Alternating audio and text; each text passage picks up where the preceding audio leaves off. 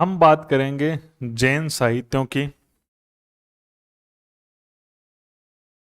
जैन साहित्य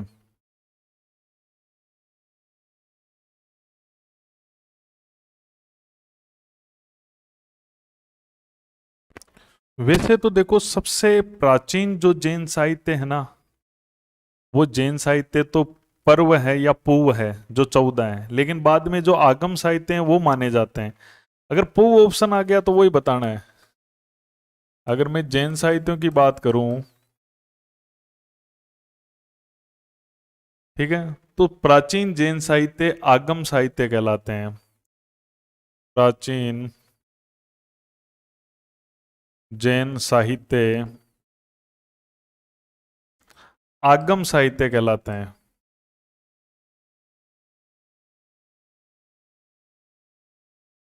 साहित्य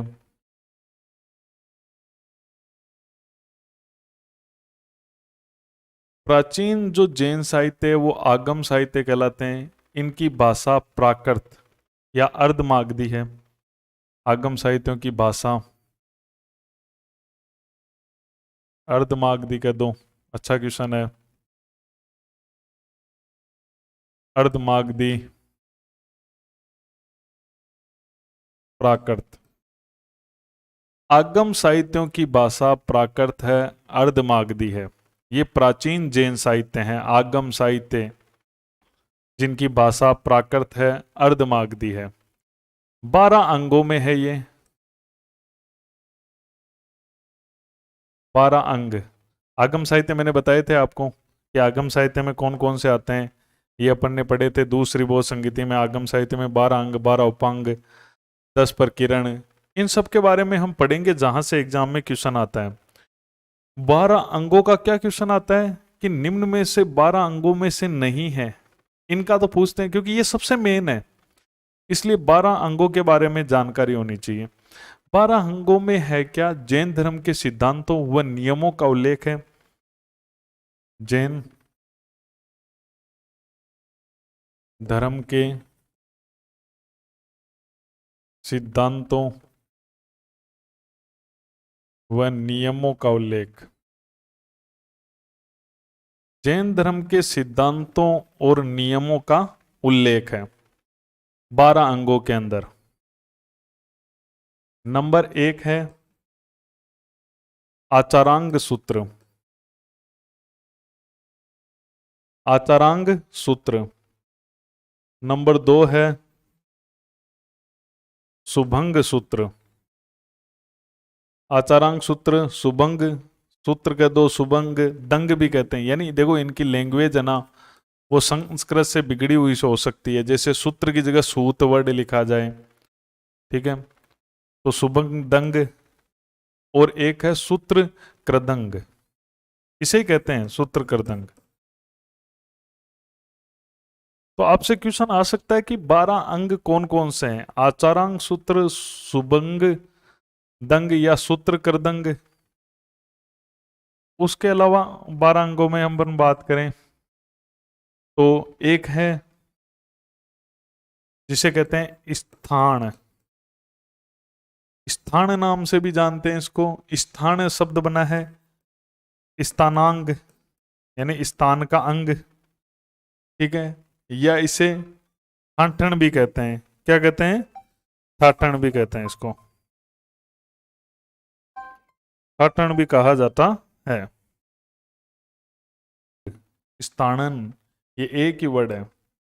उसके अलावा एक है भगवती सूत्र। भगवती सूत्र, एक भगवती सूत्र है। एक है उपासक दशा। उपासक दशा, ये जो उपादक दशा है, इसको अगर अपन इनकी लैंग्वेज प्राकृत या जिसको अर्धमार्दी कहते हैं तो थोड़ा बिगड़ा हुआ रूप मिलेगा आपको। ये जैसे ये संस्कृत वर्ड है तो वो बिगड़ा हुआ मिलेगा। उवासक दशाओं, जैसे उवासक, उपासक को बोल दिया बिगाड़ कर उवासक, और दशाओं को बोल दिया दशाओं। तो ये जो चीज है ना, ये थोड़ा सा आप देख लेना मिलता जुलता नाम, क्योंकि प्राकृत में सब संस्कृत नाम बिगड़े हुए हैं इसलिए। एक है सम्यवांग, ठीक है। तो ये आपको याद करने होंगे। इनका चाहे ट्रिक बनाओ कैसे करो, 12 अंग, क्योंकि एग्जामिनर पूछता है कि निम्न में से है कि नहीं है, तो आपको पता होना चाहिए। एक है ज्ञान धर्म कथा, ज्ञान धर्म कथा। जो ज्ञान धर्म कथा है उसका जो बिगड़ा हुआ नाम है वो है न्याय। देखो ज्ञान का हो गया न्याय, ज्ञान का क्या हो गया न्याय, धर्म का हो गया धम, और कथा का हो गया कट्टा। तो बिगड़ा हुआ नाम है ना, ये प्राकृत लैंग्वेज है जो संस्कृत से निकली हुई है बिगड़ कर, ठीक है। ये हो गया। इसी प्रकार से जैसे दोनों नाम दे देता है एग्जामिनर, बड़ा चालाक है। अंत क्री दशा, अंत क्री दशा, अंत क्री दशा जो है उसका है अंत, ठीक है, अंत का अंत ही रह गया, और गद, इसका कृद का बन गया गद, गड, और दशा का दाओ या दसाओ, दाओ दसाओ। तो ये जो नाम है ये इसी का ही बिगड़ कर बना हुआ है, ये भी अंगों के अंदर ही आता है। एक है अनुत्रोपातिक दशा, अनुत्रो, अनुत्रोपातिक दशा, अनुत्रोपातिक दशा। 10वां है प्रश्न व्याकरण, 11वां है विपाक सूत्रम, और 12वां है दृष्टिवाद। तो इस प्रकार से ये 12 आपके अंग हैं। पहला अंग है उसका नाम है आचारंग सूत्र, ठीक है। कुछ मैं महत्वपूर्ण का आपको बता भी देता हूं कि इनमें वर्णन क्या है। जैसे आचारंग सूत्र है, इसमें बताया गया आचरण, क्योंकि आपको पता है जैन धर्म में आचरण है ना, सम्यक आचरण, आचरण को बड़ा महत्व दिया गया है। भिक्षुओं द्वारा पालन किए गए नियम है इसके अंदर, भिक्षुओं द्वारा इसके अंदर। और ये है ना, ये दोनों ही सुबंग दंग, ये दोनों ही सबसे प्राचीन, सबसे प्राचीनतम अंग है। आपसे पूछेंगे सबसे प्राचीनतम अंग कौन से हैं, तो ये दोनों, या तो एग्जामिनर एक ऑप्शन दे देगा या दोनों दे देंगे, ठीक है, दोनों ही। और ये है ना, इसमें जो भिक्षुओं द्वारा पालन किए जाने वाले नियमों का उल्लेख है, भिक्षुओं द्वारा आचार द्वारा पालन किए जाने वाले नियमों का उल्लेख, कि भिक्षुओं को किन किन नियमों का पालन करना चाहिए, उनके आचरण से रिलेटेड है ये, ठीक है। सबसे प्राचीनतम है आचारंग सूत्र। सुबंग दंग या सूत्र कृदंग है, इसमें एक बहुत बड़ी जानकारी मिलती है, वो मिलती है शतरंज खेल की। जो शतरंज का खेल है उस शतरंज का उल्लेख मिलता है, वो मिलता है सुबदंग में। सनाण, स्थानांग, स्थानांग, भगवती सूत्र। ये जो भगवती सूत्र है ये बड़ा इंपॉर्टेंट है। इसमें महावीर स्वामी के जीवन की जानकारी मिलती है भगवती सूत्र में, और जैन सिद्धांतों का उल्लेख मिलता है। सबसे बड़ी चीज महावीर स्वामी के जीवन की जानकारी, जीवन परिचय, जीवन की जानकारी, या महावीर स्वामी की जीवनी, और उसके अलावा जीवन व जैन सिद्धांतों का उल्लेख है। और उसके अलावा इसमें भगवती सूत्र में 16 महाजनपदों का उल्लेख भी है, महाजनपदों का उल्लेख, 16 महाजनपदों का उल्लेख किसमें है, भगवती सूत्र के अंदर दे रखा है। जैन ग्रंथ भगवती सूत्र में 16 महाजनपदों का उल्लेख है। उपासक दशा, उवासक दशा, इसके अंदर जैन उपासकों के नियम बता रखे हैं। उपासक हो गया ना दशाएं, जो जैन धर्म को फॉलो करते हैं, जैन उपासकों के विधि नियम इसमें बता रखे हैं। जैन उपासकों के विधि नियम, जैन उपासकों के विधि नियम बता रखे हैं। इसमें एग्जाम्पल भी दे रखा है कि तपोबल से मोक्ष प्राप्त किया 10 व्यापारी, उनका उल्लेख है इसमें। जो जैन उपासक थे, 10 व्यापारी थे, उन्होंने 10 व्यापारियों ने, उपासक थे वो,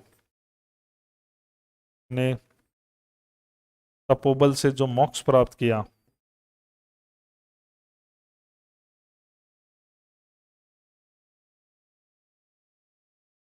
करने का उल्लेख। उपासक दशाएं, उवासक दशाएं, समयवांग। उसके अलावा देखो, सॉरी एक सेकेंड,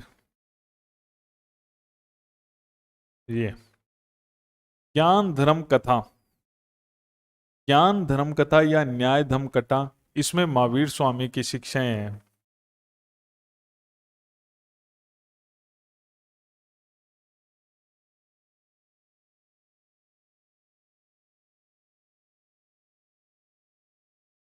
अंतकृत दशा, अनुत्तरोत्पातिक दशा, प्रश्न व्याकरण, विपाक सूत्रम, दृष्टिवाद। ठीक है, तो ये थोड़ा सा ध्यान में रखना है। अब देखो 12 उपांग, ये तो ये 12 अंग रिवीजन भी कर लेंगे। 12 उपांगों की जानकारी, 12 अंग। ओ,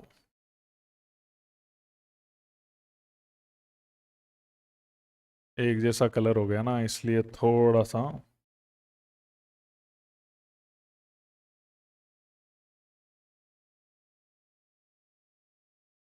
12 अंग,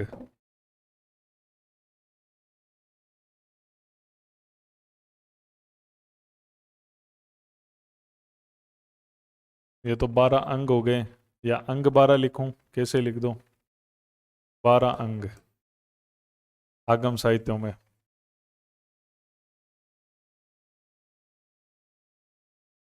12 अंग हो गए। 12 उपांग,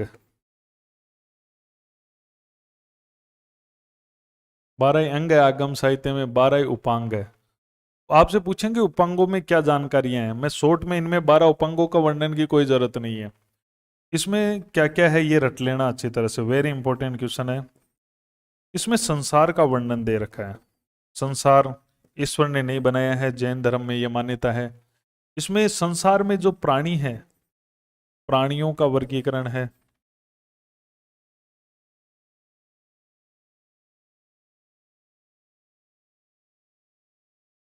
इसमें प्राणियों का वर्गीकरण है। इसमें काल विभाजन दे रखा है, काल विभाजन, काल विभाजन दे रखा है। इसमें खगोल विद्या से रिलेटेड बता रखा है। ठीक है, ये भी एक बहुत बड़ी जानकारी इसमें मिलती है, खगोल विद्या की, जो ग्रह नक्षत्रों से रिलेटेड है वो। और इसमें जो मरणोपरांत जो जीवन है, आदमी जब मर जाता है तो उसके बाद जो मरणोपरांत, मरणोपरांत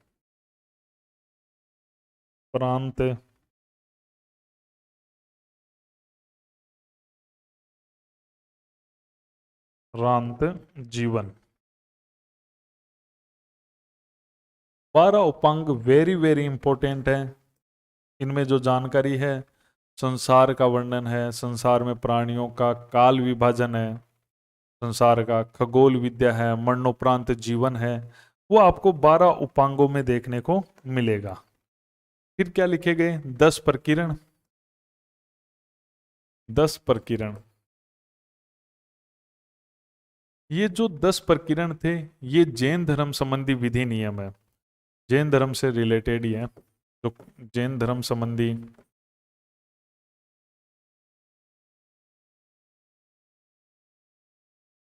विधि नियम, जैन धर्म संबंधी ये विधि नियम इसके अंदर है।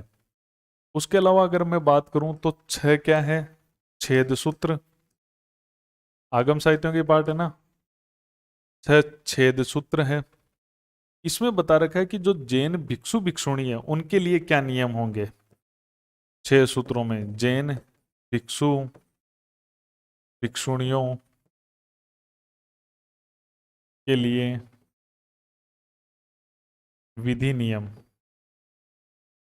उनको किन चीजों को फॉलो करना होगा, तो वो जैन भिक्षुओं के लिए जो नियम है, जो कानून है, विधान है, वो है।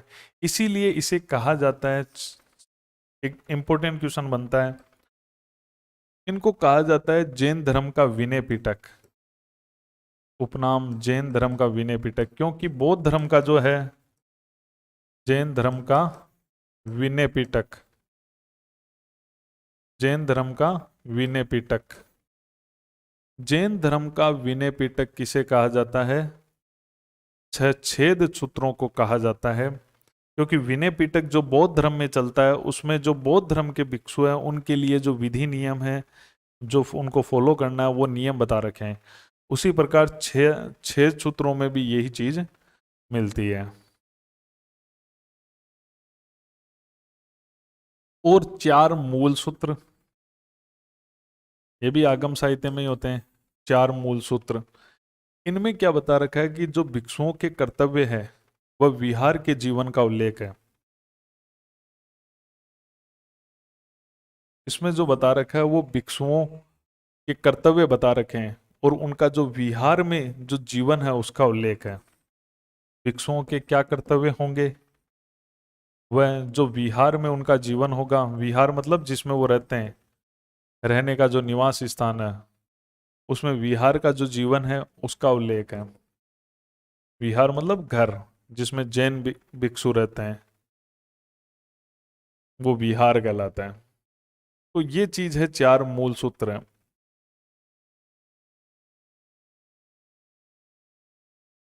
नोट, ये जो अंग और उपांग है, 12 तो अंग है और 12 ही क्या है, उपांग है। अंग व जो उपांग है, 12 अंग 12 उपांगों पर भाष्य लिखे गए हैं, टीका लिखी गई है। पर भाष्य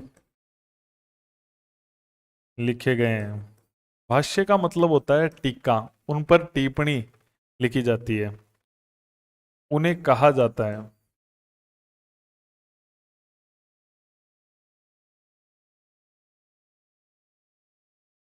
अंगों व उपांगों पर भाष्य लिखे हैं, जिन्हें क्या कहा जाता है, जिन्हें कहा जाता है निरुक्ति।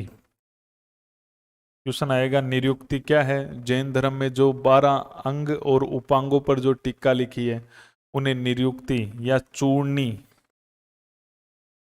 या टीका भी कह देते हैं। संस्कृत में भाष्य वर्ड काम में लिया जाता है। जैसे संस्कृत में आपने पढ़ा होगा, सुना होगा महाभाष्य, महाभाष्य पतंजलि ने लिखा है। वो जो पाणिनि की पुस्तक है अष्टाध्यायी, उसके ऊपर टीका है वो, तो संस्कृत में उसे भाष्य कहते हैं। कभी भी आप संस्कृत में पढ़ो श्री भाष्य, इसका मतलब वो टीका है किसी पुस्तक के ऊपर। गीता भाष्य, इसका मतलब वो गीता के ऊपर लिखी हुई है टीका, मूल किताब उसकी नहीं है, मूल किसी और की थी, उसने उस पर टीका लिख दी। तो अंगों और उपांगों पर जो भाष्य लिखते हैं उन्हें जैन धर्म में चूर्णी कहा जाता है। श्रावक प्रतिक्रमण सूत्र चूर्णी, निर्युक्ति, टीका, ये वर्ड। निरुक्ति जो है ना वो सबसे पुरानी टीका है।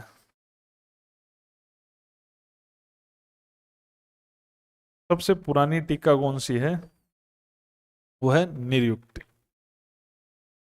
तो ये आपको इसमें ध्यान में रखना है। अब एक बात और ध्यान रखना है, मैंने आपको बताया था ये अपन ने क्या पढ़े हैं अभी, अपन ने जो पढ़े हैं वो आगम साहित्य पढ़े हैं। और आगम साहित्यों में जो दिगंबर थे उनमें इनकी मान्यता नहीं थी, केवल श्वेताम्र में ही है। जो ये आगम साहित्य है, ये मैंने तुम्हें बोल के बता दिया था कि दिगंबर में मान्यता नहीं है। जो दिगंबर है वो इनको नहीं मानते हैं। लड़ाई की बात ही वही थी, अंगों से ही तो लड़ाई हुई थी। दिगंबर साहित्य आगम साहित्य को दिगंबरों में मान्यता नहीं है।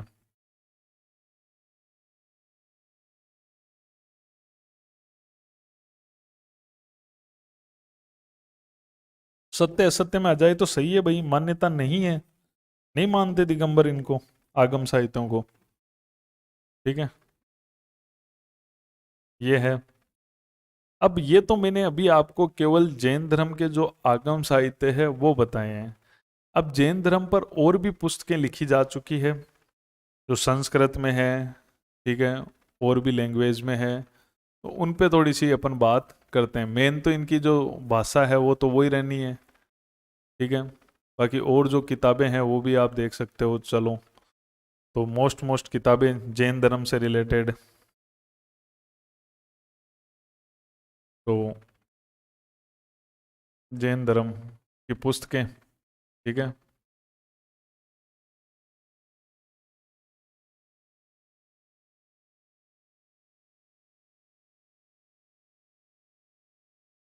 इधर पुस्तकें, इधर लेखक, इधर पुस्तकें और इधर लेखक।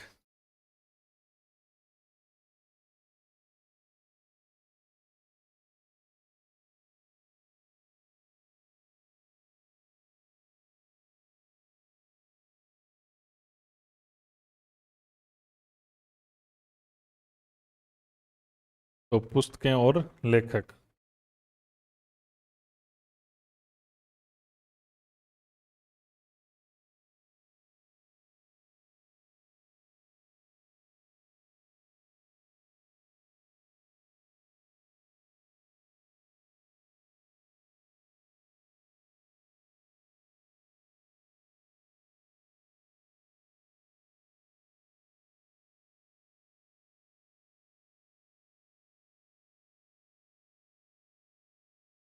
ये देखो,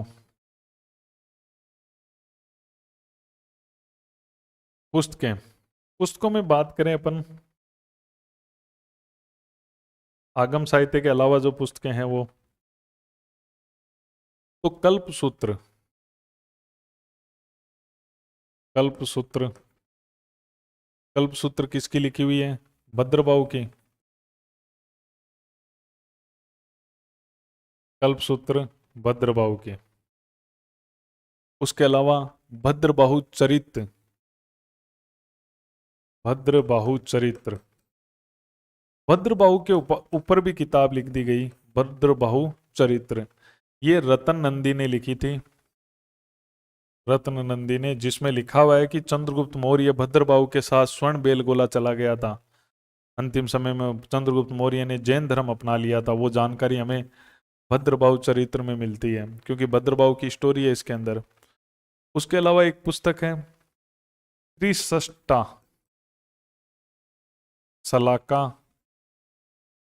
पुरुष। ये जैन धर्म में त्रिसष्टा सलाका पुरुष होते हैं ना, मैंने बताया था 63 महान पुरुष, त्रिसष्टा सलाका पुरुष। उन पे 63 लोगों पे चरित्र लिख दिया। किसने? हेमचंद्र, हेमचंद्र सूरी ने, हेमचंद्र सूरी। हेमचंद्र सूरी कौन था? हेमचंद्र सूरी कुमारपाल का दरबारी था, जो गुजरात के चालुक्य राजा थे, उन्हीं का दरबारी था इसने। तो त्रिसष्टा सलाका पुरुष चरित्र लिखी। इसने एक लिखी परिशिष्ट पर्व, ये भी बहुत फेमस किताब है। परिशिष्ट पर्व लिखी हुई हेमचंद्र सूरी ने, बहुत फेमस है ये भी। परिशिष्ट पर्व एग्जाम में बहुत पूछी जाती है। गुजरात के चालुक्यों का दरबारी हुआ करता था ये। कुवल्यमाला, कुवल्यमाला राजस्थान में प्रतिहारों के समय हुआ करता था। उद्योतन सूरी, जालोर का उद्योतन सूरी था राजस्थान में, उसने कुवल्यमाला लिखी थी। आदि पुराण, ये इतिहास में भी आएगी आपके, जब इतिहास में राजाओं का इतिहास पढ़ेंगे तब भी ये चीजें आती है। वहां पे भी पढ़ते हैं। आदि पुराण, आदि पुराण लिखी है जीनसेन ने। ये राष्ट्रकूटों के यहाँ पे था, राष्ट्रकूटों के दरबार में एक जैन विद्वान था जीनसेन, उसने आदि पुराण लिखी है। एक है उत्तर पुराण। उत्तर पुराण इस जीनसेन के शिष्य ने लिखी है, ये भी राष्ट्रकूटों के दरबार में रहता था, गुणभद्र। जीनसेन का शिष्य था गुणभद्र, जो राष्ट्रकूटों के रहता था, उसने उत्तर पुराण लिखी है।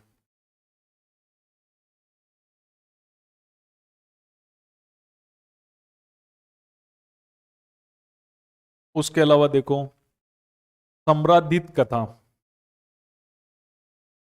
सम्राद्धि कथा, सम्रादित कथा है, इसका एक और नाम है सम्रादित कथा, बिगड़ा हुआ इसका नाम है सम्राइच कहा, क्योंकि इनकी जो वो लैंग्वेज है, भाषा है, वो केवल इसको छोड़ दो आप, कल्पसूत्र ये संस्कृत में है, आपको मैंने पहले ही बता दिया था। बाकी तो ये सब कौन सी लैंग्वेज है इनकी, इनकी प्राकृत है, जो अर्धमागधी है वो है। तो सम्रादित कथा कह दो, या सम्रादित को सम्रा का तो सम्रा ही हो गया, ठीक है, और फिर बन गया इच्च कहा, यही चीज है, यही किताब है, ठीक है। एक है मूर्ख्यान, मूर्खयान, मूर्ख्यान, और एक है कथा कोश, एक है अनेकांत विजय, अनेकांत विजय, और एक है धर्म बिंदु, धर्म बिंदु।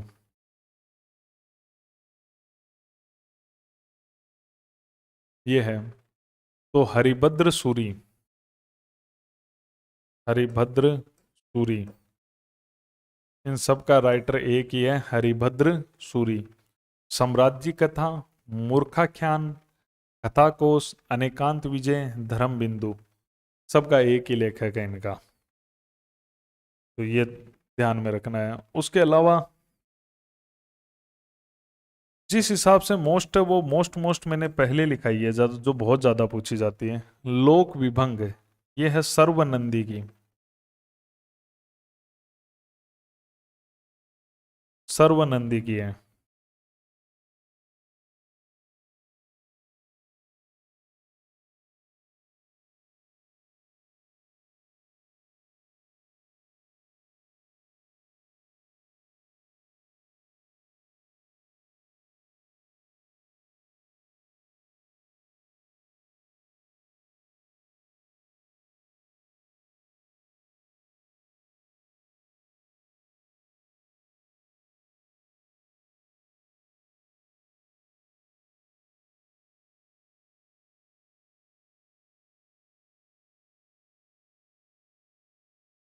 देखो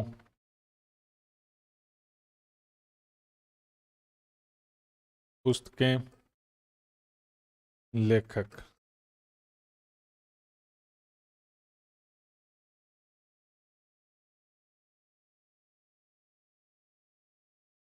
एक किताब है प्रबंध चिंतामणि, काफी फेमस है, गुजरात में लिखी गई थी प्रबंध चिंतामणि।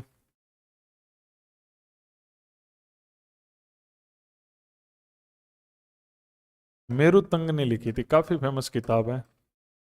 चौहानों की काफी जानकारी मिलती है इसमें, ये चालुक्यों के समय की है, गुजरात में उस समय यहाँ चौहान राज करते थे। मेरुतुंग, प्रबंध चिंतामणि, राजस्थान की भी काफी इसमें जानकारी मिल जाती है।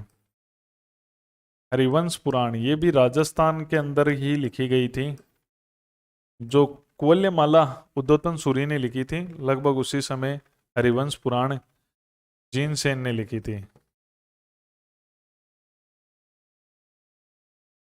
एक है पौचर्यू, बहुत पूछी जाती है। राजस्थान में शुरुआती जो साहित्य है वो जैन ग्रंथ में ज्यादा है, पौम चरियम, पौंचरियम, ठीक है, ये जो है वो स्वयंभू, पौंचरियम,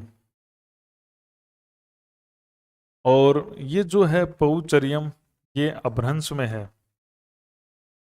पौंचर्यम कौन सी में है? अपभ्रंश के अंदर है, अपभ्रंश में। इसका नाम आपको थोड़ा और ही अलग दिख रहा है, अपभ्रंश में मतलब, क्योंकि प्राकृत भाषा है ना जो, जिनके इनके समस्त ग्रंथ लिखे हुए हैं, ठीक है, प्राकृत भाषा बाद में बिगड़कर अपभ्रंश बन गई, लगभग 9वीं 10वीं शताब्दी के आसपास में अपभ्रंश चल रही थी। ये एक तरह से रामायण है ना, रामायण रामायण ही है, रामायण का जैन रूपांतरण है।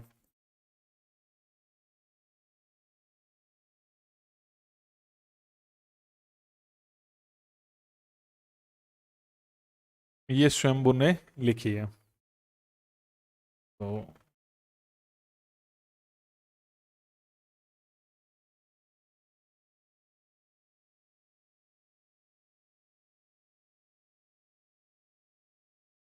तो ये चीज आपको ध्यान में रखनी है।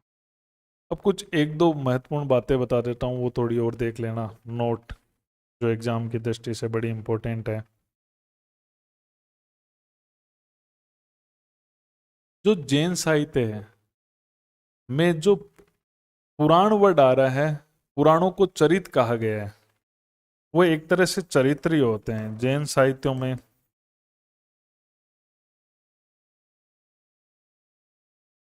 पुराणों को चरित कहा गया है। चरित मतलब है चरित्र का वर्णन, उसकी पूरी स्टोरी होती है ना। जैसे अपने कहते हैं चरित्र, राम चरित्र मानस, राम के जो चरित्र उनकी पूरी कहानी है, जिनमें उनके चरित्र को उनके पूरे होगा। तो यहाँ पर भी यही तो होता है कि जो चरित्र का मतलब यहाँ तय वर्ड बन गया, तो वो भी जीवनी टाइप ही है एक तरह से। और पुराणों में भी क्या है, जीवनी ही है। जैन साहित्य में पुराणों को चरित कहा गया है। एक देखो बड़ा इंपॉर्टेंट क्वेश्चन है, मैंने आपको कई जैन साहित्य बताए हैं जिनमें सूत्र लगे हुए हैं आगे। कई किताबें ऐसी बताई है, यहाँ पे देखो ये सूत्र सूत्र सूत्र, ठीक है। अब आप कितने सूत्र याद करोगे? जैसे 4 मूल सूत्र है, 6 सूत्र है। उसके अलावा देखो यहाँ पर भी कुछ साहित्यों में सूत्र लगा हुआ है, जैसे ये आपका सूत्र सूत्र। अब क्या चीज होती है कि क्वेश्चन आता है कि निम्न में से जैनों का पुस्तक नहीं है और चारों किताबों के आगे सूत्र लगा रहता है, तो हिंदू धर्म में भी किताबों के आगे सूत्र है। तो मैंने जो थोड़ी बहुत बताई है वो याद कर लेना, बाकी मैंने ज्यादा बताई नहीं है। और कुछ और बता देता हूँ, वो भी ध्यान रखना। जैसे मैंने बताया था आपको, उन्हीं में आता है ये आगम साहित्य का ही पार्ट है, अनुयोग सूत्र, ये आगम साहित्य में आता है, ठीक है। एक है नंदी सूत्र, ये जैन धर्म के ही हैं। नंदी सूत्र एक बार देख लेना ये चीज। एक जैन साहित्य है जिसका नाम है उत्तराध्ययन सूत्र, ये भी इन्हीं का है। एक किताब है प्रशस्ति संग्रह। तो ये 3 सूत्र साहित्य और ध्यान रखोगे। एक है कालिका पुराण। तो ये सीधा सिंपल क्वेश्चन आ सकता है कि जैन साहित्य नहीं है, तो ये जैन धर्म से संबंधित है।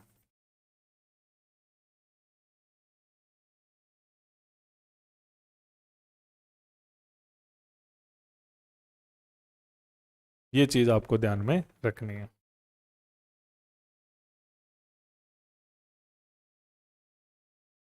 तो जैन साहित्य,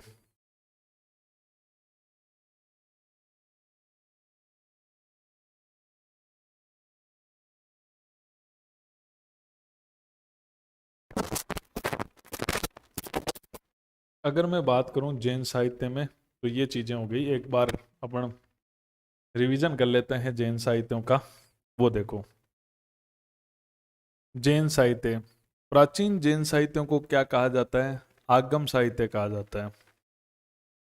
इनकी भाषा अर्धमागधी या प्राकृत है। वैसे जैन साहित्यों की भी भाषा जो है वो यही है, अर्धमागधी ज्यादातर की। ज्यादातर जो भाषा काम में ली गई है वो अर्धमागधी या प्राकृत तो है।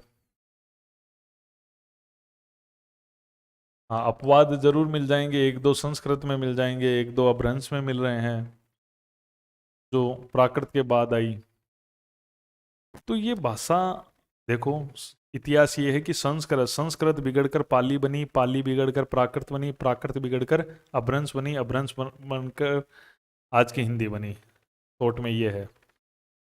तो प्राचीन जैन साहित्य आगम साहित्य कहलाते हैं। इनकी भाषा अर्धमागधी या प्राकृत। आगम साहित्य पूरे इसी में लिखे गए हैं। ये रहे 12 अंग है, जिनमें क्या है, इन अंगों में जैन धर्म के सिद्धांत है, नियम है, उनका उल्लेख है। आचारांग सूत्र है, जिसमें भिक्षुओं द्वारा पालन किए जाने वाले नियमों का उल्लेख है। सुबंग दंग सूत्र करदंग है, इसमें शतरंज का उल्लेख है। और दोनों ही सबसे प्राचीन अंग है, दोनों ही सबसे प्राचीन है, दोनों ही। शाण स्नानांग ढांग भगवती सूत्र, जिसमें महावीर स्वामी के जीवन व जैन सिद्धांतों का उल्लेख है। 16 महाजनपदों का उल्लेख है। उपासक दशा, उवासक दशा, जैन उपासकों के विधि नियम है। 10 व्यापारियों ने तपोबल से मोक्ष प्राप्त करने का उल्लेख, 10 व्यापारियों ने तपोबल से मोक्ष प्राप्त करने का उल्लेख मिलता है इसके अंदर। समय वायांग, ज्ञान धर्म कथा, न्याय धर्म कथा, इसमें महावीर स्वामी की शिक्षा है। अनंत क्रदशा या अनंत गढ़दाओ, अनुत्रोपातिक दशा, प्रसन्न व्याकरण, विपाक सूत्रम, दृष्टिवाद। 12 उपांग, इनमें क्या है, 12 उपांग बहुत इंपॉर्टेंट है। संसार का वर्णन, ये बहुत पूछा जाएगा। संसार का वर्णन किसमें मिलता है? प्राणियों का वर्गीकरण, काल विभाजन, खगोल विद्या और मरणोपरांत जीवन, इन सब की जानकारियां आपको उपांगों में मिलती है। 10 प्रकीर्ण है, जो जैन धर्म संबंधी विधि नियमी है। इसमें भी 6 सूत्र हैं, जिसमें बौद्ध भिक्षुओं के, भिक्षु भिक्षुणियों को कौन से नियम पालन करने, जिस प्रकार से जैन धर्म में भिक्षु भिक्षुणियों के नियम इसमें है छेद सूत्र में, उसी प्रकार बौद्ध धर्म के विनय पिटक में, इसलिए इसे जैन धर्म का विनय पिटक कहते हैं। 4 मूल सूत्र है, जिसमें भिक्षुओं के कर्तव्य बताए गए हैं और व्यवहार के जीवन का उल्लेख, विहार जहाँ वो रहते हैं। अंग और उपांगों पर जो भाष्य लिखे गए हैं उन्हें कहा जाता है निरुक्ति, चूर्णी या टीका। नियुक्ति सबसे पुरानी टीका है। आगम साहित्यों की दिगंबरों में मान्यता नहीं है, वो नहीं मानते इसको। अब देखो पुस्तकें, कल्पसूत्र जानते हो भद्रबाहु की है, ये संस्कृत में है। भद्रबाहु चरित्र रतन नंदी ने लिखी है, जिसमें चंद्रगुप्त मौर्य के जैन धर्म के मानने का उल्लेख है। त्रिशिष्टा सलाका पुरुष चरित्र हेमचंद्र सूरी की लिखी हुई है। परिशिष्ट पर्व है वह हेमचंद्र सूरी की है, जो सोलंकियों के दरबार में रहता था। ये कुमारपाल के, गुजरात में जो चालुक्य शासक थे, सोलंकी थे जो चालुक्य, कुमारपाल का दरबारी था ये। इसने कुमारपाल चरित्र भी लिखी है हेमचंद्र सूरी ने। कुवल्यमाला उद्योतन सूरी, ये प्रतिहारों के राजस्थान में रहता था। आदि पुराण जीनसेन और उनका शिष्य गुणभद्र उत्तर पुराण लिखी है, ये दोनों ही राष्ट्रकूटों के रहते थे। सम्राधित कथा या सम्राइच कहा, मूर्खाख्यान, कथाकोश, अनेकांत विजय और धर्म बिंदु, ये सभी किताबें हरिभद्र सूरी की लिखी हुई है। लोक विभंग, ये सर्वनंदी की लिखी हुई है। प्रबंध चिंतामणि मेरुतंकी, हरिवंश पुराण जीनसेन की, पौचरियम स्वयंभू की, ये अपभ्रंश भाषा में है। और रामायण का जैन रूपांतरण है। जैन साहित्यों में पुराणों को क्या कहा गया है? चरित कहा गया है। अनुयोग सूत्र, नंदी सूत्र और उत्तराध्यान सूत्र, ये भी जैन साहित्यों में ही आते हैं। ठीक है, ये उन सूत्र साहित्यों में नहीं है, ये ध्यान रखना। परिशिष्ट संग्रह, कालिका पुराण, ये पुराण है ना, जो ये कालिका पुराण ये जैनियों का है। प्रशस्ति संग्रह, और ये तीनों है ना, नंदी सूत्र, उत्तराध्यान, अनुयोग, ये इन सूत्रों में नहीं आएंगे। 6 सूत्रों में और मूल सूत्रों में, इनमें होते तो मैं लिखवा ही देता ना, अलग से लिखवाया, इसका मतलब ये इनमें नहीं है। तो ये आपके जैन साहित्य कंप्लीट।